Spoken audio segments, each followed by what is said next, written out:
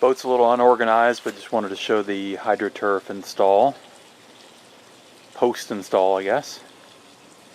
It's front deck. Bottom part. Obviously still need to do the sides, both sides. Here's the back deck.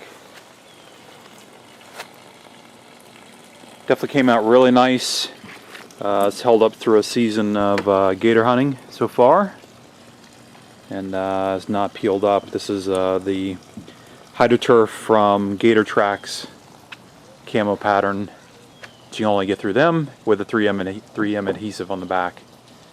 So so far really happy with it. Doesn't seem to get dirty. There's a couple little stains where I don't know if you can pick up or not, but where just blood had sat on it overnight, but barely noticeable. So far really happy with it.